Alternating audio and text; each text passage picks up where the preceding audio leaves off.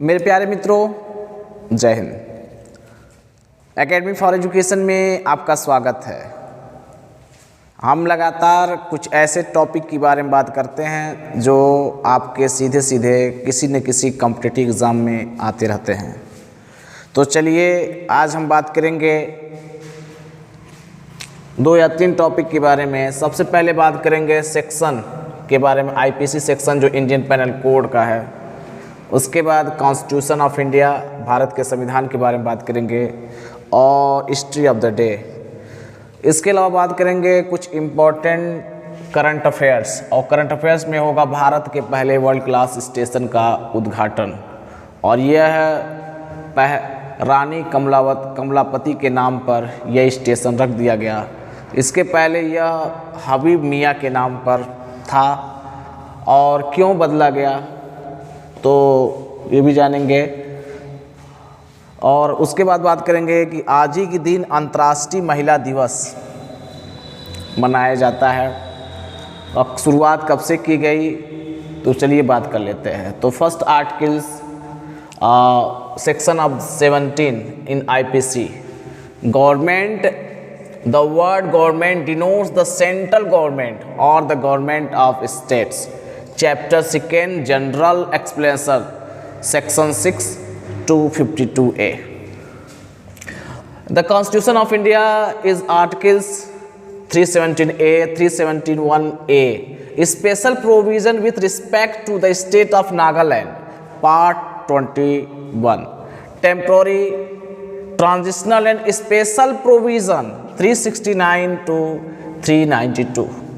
Explanation: in this article, the Kohima, Mekongchung and Sensang districts shall have the same meaning as in the State of the Nagaland Act 1962.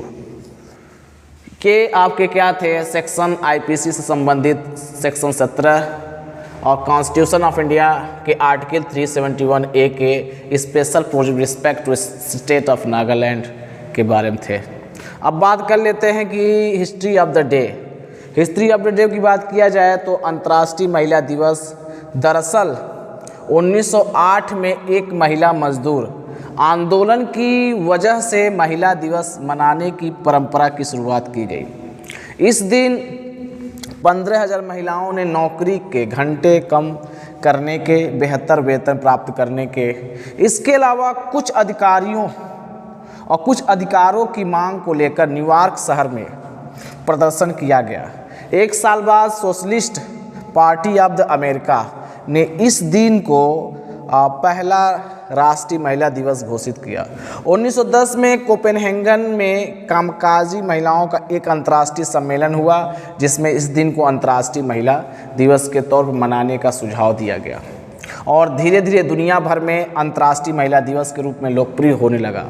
1975 में इसको मान्यता मिल गई और संयुक्त राष्ट्र ने इसे थीम के साथ मनाने के लिए शुरुआत करने के लिए कहा।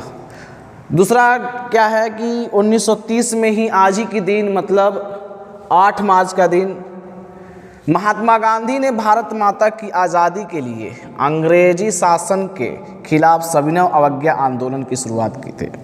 1942 में आज ही के दिन जापानी फौजों ने द्वितीय विश्व युद्ध के दौरान बर्मा के रंगून शहर पर कब्जा कर लिए। 1948 में आज ही के दिन एयर इंडिया इंटरनेशनल की स्थापना की गई। तो ये हमारा क्या था कि 8 मार्च हिस्ट्री ऑफ द डे के बारे में था। अब हम बात कर लेते हैं आज इम्पोर्टेंट करंट अफेयर्स।